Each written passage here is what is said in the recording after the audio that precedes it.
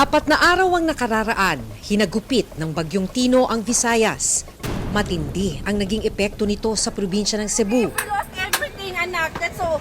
We can have everything again. Dahil sa taas ng tubig, nagmistulang dagat ang mga kalsada. Taas na dyan tubig, murag. Kaya pahirapan ang pagsagip sa mga residenteng natrap sa bubong ng mga bahay. Stop. Ang mga sasakyan sa kalsada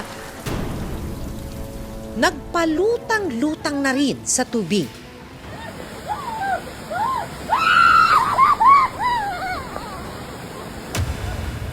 Maging ang kanilang kabuhayan lubos na napinsala. Pero ang mas malungkot, mahigit 100 na ang naitalang namatay dahil sa bagyo. Sino ang dapat managot sa trahedyang ito?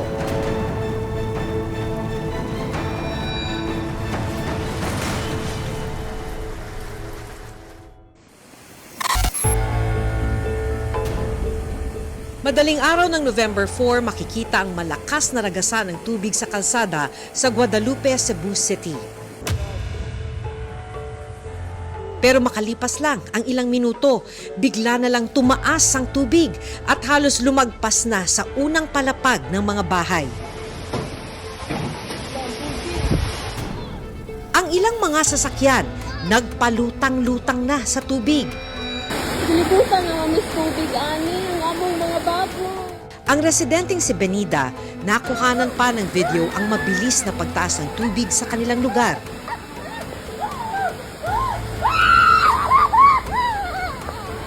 At nang mas tumaas pa ang tubig, hindi na napigilang maging emosyonal nang abutin na ng tubig ang kulungan ng kanyang mga alagang baboy.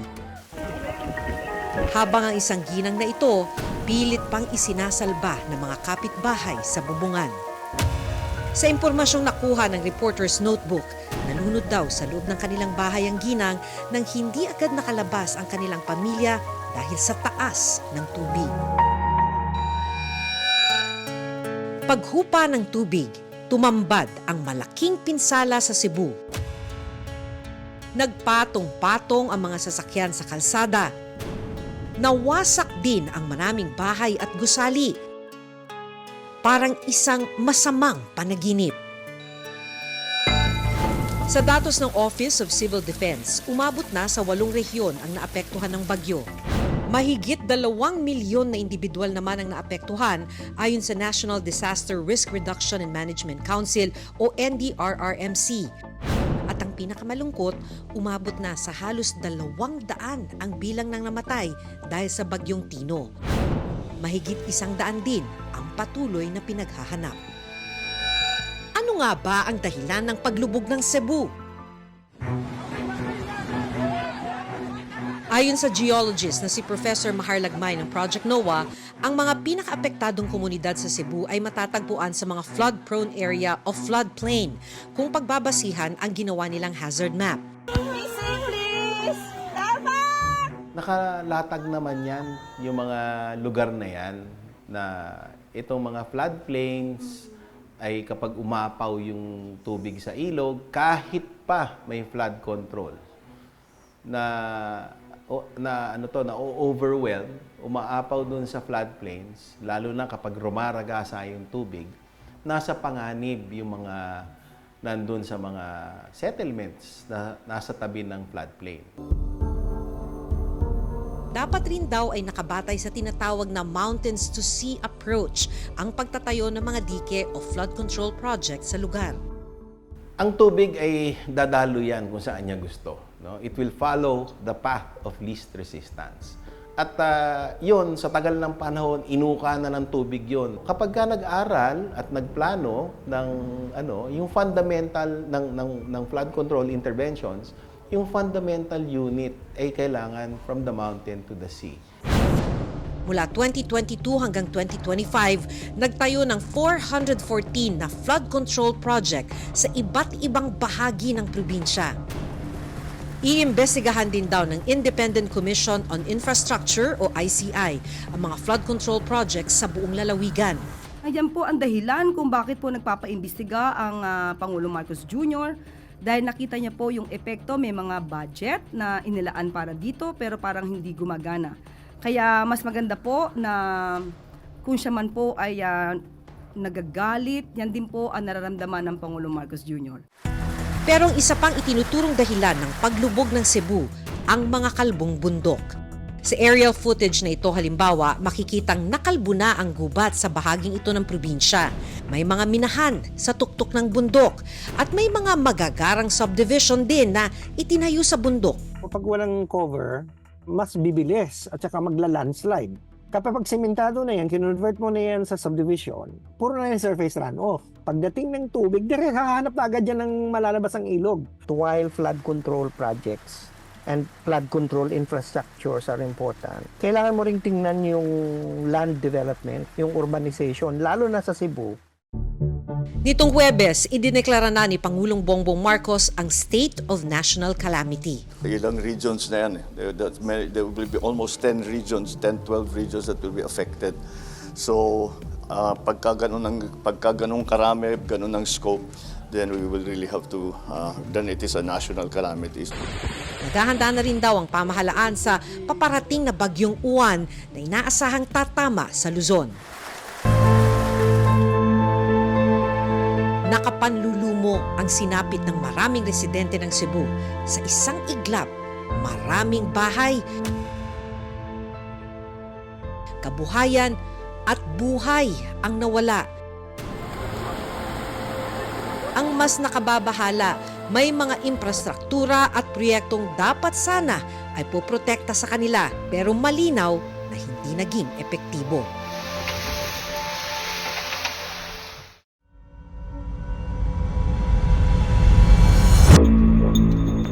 Mga pasilidad na itinayo para tugunan ang mga kakulangan sa serbisyong pangkalusugan sa iba't ibang lugar sa bansa. Pero inabandona, nakatenga o hindi na pakikinabangan kahit tapos na, at delayed o hindi natapos sa itinakdang petsa.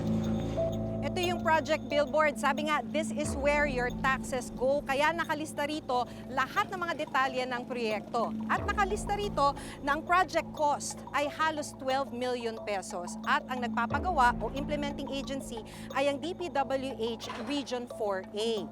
Nagsimula ang proyekto, sabi niya, noong October 11, 2024 at dapat tapos na noong April 8, 2025 o higit sa kalahating taon na itong delay. Paano humantong sa ganitong sitwasyon ang mga proyektong magsisilbisa ng primary health care o unang takbuhan ng mga residenteng nangangailangan ng agarang atensyong medikal?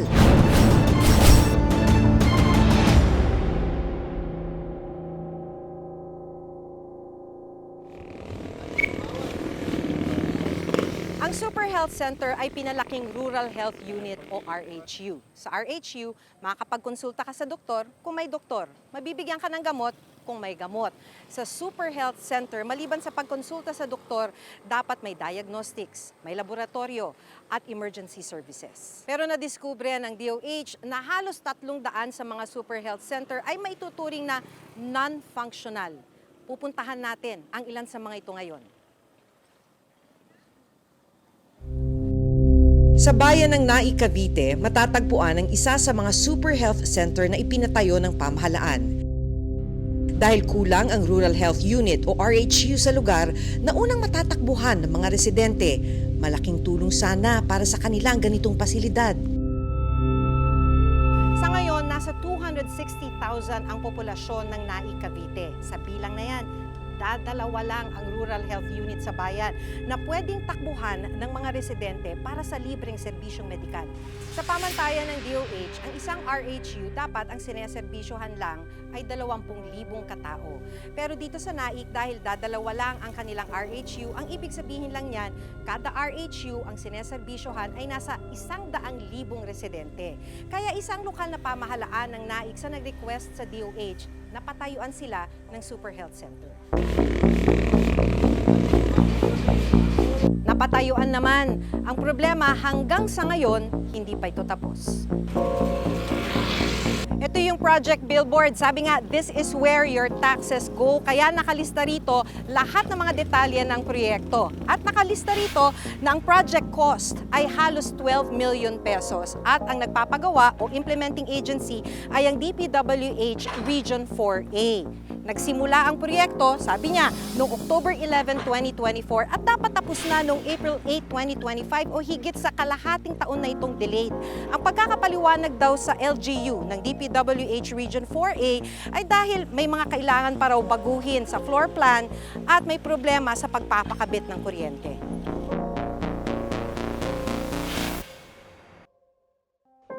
Isa sana sa makikinabang sa Super Health Center ang 10 taong gulang na si Angel Mejos. Kwento ng kanyang ina na si Rosana, nito lang taon nang madiagnose ang anak na may stage 2, bone cancer. Sobrang sakit po sa amin. Na ano na nga po kami, umiyak na nga po kami ng asawa ko noon po eh. Kasi ganun nga po yung nangyari sa kanya. Hindi po namin nakalain na ganun po yung mangyayari. Kabata-bata niya, patas ganyan po. Dahil maselan ang kondisyon ni Angel, pinili ni na Rosana na ipagamot si Angel sa isang private hospital sa Cavite. Pero nang hindi na makayanan ang gasto sa pagpapagamot, lumipat na sila sa pampublikong ospital sa Quezon City. Kailangan na rin daw kasing sumailalim agad ni Angel sa chemotherapy. Doon na po sa orthopedic po. Doon po lahat ng ginawa po sa akin sa biopsy, na-confine din po siya kasi nga yung sa nagdudugo kasi yung inano nila yung binayopsy pagka tinatanggalan ko po kasi ng gasa tuloy-tuloy yung ano niya kaya lagi siyang na-admit. Bali ano po 4 na admit po kami doon. Bukod sa regular na chemotherapy session ni Angel, kailangan din ng regular na laboratory examination para ma-monitor ang kondisyon ni Angel. Ang problema, luluwas na naman sila ng Maynila para maka-avail ng libreng laboratory examination.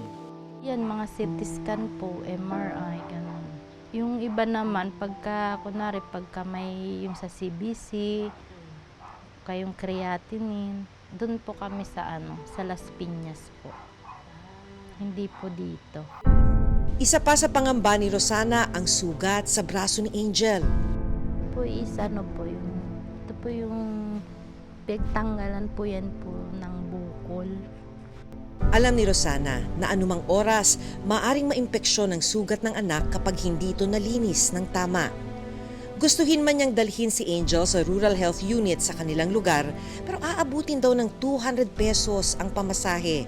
Kaya sa ngayon, siya na lang ang maingat na naglilinis ng sugat ng anak. Para hindi po siya ma-infect. Ganyan lang po siya. Spray-spray lang po siya. Hindi talaga ako pwedeng mapagod para sa kanila. Kailangan maging matatag ka lang po lang talaga sa kanila po. Kaya gano'n na lang ang panghihinayang ni Rosana sa tuwing makikita ang hindi pa tapos na Super Health Center. 15 minuto lang kasi ang layo nito mula sa kanilang bahay.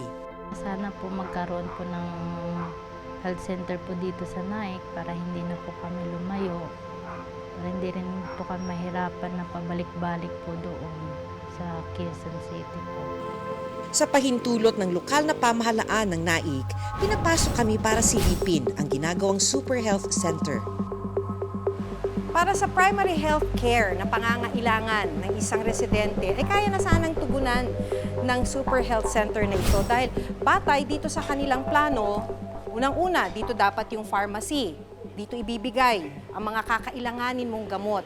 Kung kailangan mo halimbawa ng blood test o kaya urinalysis, nandito sa kantong to yung magiging laboratory nitong Super Health Center.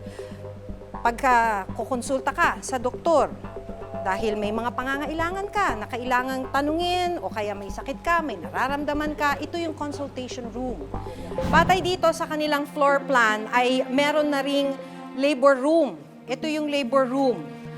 At sa katabing kwarto ay birthing room para sa ating mga nanay. Pero dahil nga Super Health Center, kung kailangan mo halimbawa ng ECG o kaya ng ultrasound, mayroon din silang kwarto para dyan. Dito yon. Dito dapat yung kanilang ultrasound at saka ECG na mga equipment. Ngayon, ayon dun sa nakuha nating accomplishment report mula sa DPWH Region 4A, ang status ng Super Health Center na ito ay 82% completed, pero tuloy-tuloy pa rin ang construction. Taong 2021 nang sinimula ng Department of Health o DOH ang pagpapatayo ng mga Super Health Center sa iba't ibang lugar sa bansa. Department of Public Works and Highways o DPWH ang implementing agency naman ng mga proyekto. Pinadalhan namin ng sulat ang kontraktor ng proyekto para tanungin kung bakit hindi natupad ang target completion date ng proyekto. Kinunan din namin ng panig ang DPWH. Pero hanggang ngayon, wala silang sagot sa amin. Inilapit din namin si Angel sa lokal na pamahalaan ng NAI Cavite para matulungan siya sa anumang kakailanganin niya sa kanyang pagpapagamot. Nagdasal lang po ako. Nagumaling na po ako.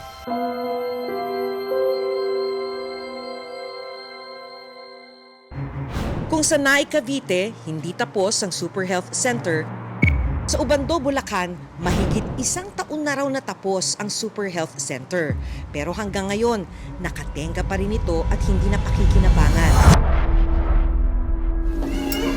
Ito sana ang inaasahan ng buntis na si Joanna. Lalo pa 3 buwan na lang, manganganak na siya sa kanyang pangalawang anak. Malaking bagay raw sana ang pasilidad na ito dahil meron na itong labor at birthing room. Malapit na po. Hindi na po kami mahirapan. Nababiyahe ng malayo. Makakalibre na rin kami pagka yung di na po kami balik-balik na pupunta sa malayo. Sa ngayon, sa health center sa kanilang lugar nagpapacheck up si Joanna. Pero hindi pa raw niya alam kung saan siya manganganak. Nag-ipon-ipon na po ng kung sakaling sa malayo po. Sinubukan naming kunan ng panayam ang lokal na pamahalaan ng Ubando. Tumanggi silang humarap sa kamera. Sa written statement na ipinadala ng Ubando, Bulacan, sinabi nilang nasa final stage na raw ng preparation ang Super Health Center sa kanilang bayan at target na mag-operate ngayong darating na November. Nito lang nakaraang buwan, nagsagawa ng inspeksyon ng DOH sa iba pang Super Health Center. Isa sa kanilang binisita ang Super Health Center sa Barangay Concepcion 2 sa Marikina City. Pero ito ang kanilang nadatnan. Balot na ng mga ligaw na halaman at damo ang loteng dapat sana'y tatayuan ng pasilidad. Makikita rin ang mga bakal na kinakalawang na.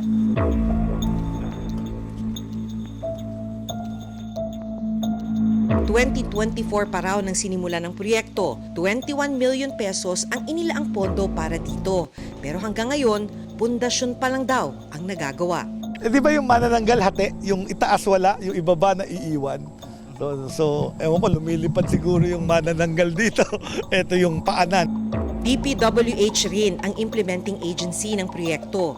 Sila rin dapat ang gagawa ng Phase 2 o ang 4-story building na Super Health Center. Pero hindi raw masimulan ng proyekto dahil sa mga kulang na dokumento.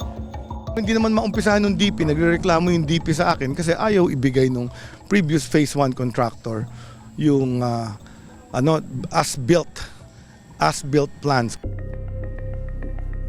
Paliwanag ng Marikina City LGU, noon pa raw nila gustong tapusin ang pasilidad pero hindi raw binigay ng DOH ang hinihingi nilang pondo na nagkakahalaga ng mahigit 180 million pesos. Kaya para hindi masayang ang nasimulang proyekto, nagdesisyon ng Marikina City na sila na lang ang magpapatuloy sa pagpapagawa ng Super Health Center gamit ang kanilang pondo. Pinadalhan din namin ng sulat ang kontraktor ng proyekto, pero hindi sila sumagot sa amin. Nito lang nakaraang linggo, binalikan ng reporter's notebook ang ipinapatayong pasilidad. Yung dating foundation lang na inabot ng Department of Health dito, ngayon makikita mo may mga poste na, tapos ito meron ng pader. Inuumpisahan na natin. So ito, most probably early next year matatapos yung ground floor. Yun yung aming plano para magamit. Tapos susunod na yung second floor hanggang matapos yung third floor. At kapag natapos na ang proyekto, malaking bilang ng mga residente ang makikinabang dito. Sa barangay lang na to, humigit kumulang nasa 100,000. Kasi yung Marikina Autism Center, buong Marikina ang pwede niyang pag-serbisyuhan. Sa plano ng DOH, may 3 modelo ang super health centers depende sa dami ng populasyon kung saan itatayo ang pasilidad. Ang small model na nagkakahalaga ng 6.5 million pesos ang konstruksyon. Medium model na nagkakahalaga naman ng 12 million pesos. At ang large model na aabot sa 15 to 20 million pesos. At kapag natapos at na-turn over na ng DOH ang mga super health center, ang lokal na pamahalaan na ang sasagot sa mga medical equipment, mga gamot at mga health worker. Sa datos ng DOH, 876 na super health centers ang pinondohan noong 2021 sa ilalim ng Health Facility Enhancement Program. Pero sa bilang na yan, 196 lang ang operational, 17 ang partially operational, at 365 pa ang under construction. Malaking bagay sana ang mga ganitong healthcare facilities, lalo pat sa pag-aaral ng Philippine Institute for Development Studies o PIDS. Kalahati ng buong populasyon sa bansa hindi nakakakuha ng agarang access sa mga primary healthcare facilities. Susunod, isang failure yan ng leadership at saka governance. May mga hospital ka palang pinatayo, tapos hindi mo alam kung tapos.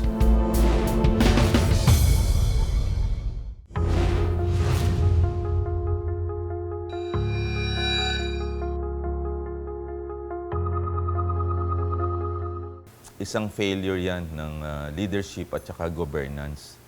Dahil may mga hospital ka palang pinatayo, tapos hindi mo alam kung tapos. So nagbibigay ng pera yung Kongreso, pero hindi mo minomonitor kung paano ang execution niyan. mahalaga rin daw na magkaroon ng proper monitoring ang DOH sa mga ipinatutupad nitong proyekto. Pinatayo mo yung building, pero wala ka namang doktor, nurses, medtech, at saka iba pang healthcare workers, hindi tatakbo yung hospital. At ang huli, funding. Very critical kasi yung funding, yung pera para doon. Sa datos naman ng Department of Budget and Management o DBM, may inilaan na 336 million pesos para sa pagpapatayo ng mga bagong primary care facilities kabilang na mga super health centers para sa taong 2026. Ang tanong, paano makasisigurong maipatutupad ng tama ang mga proyekto?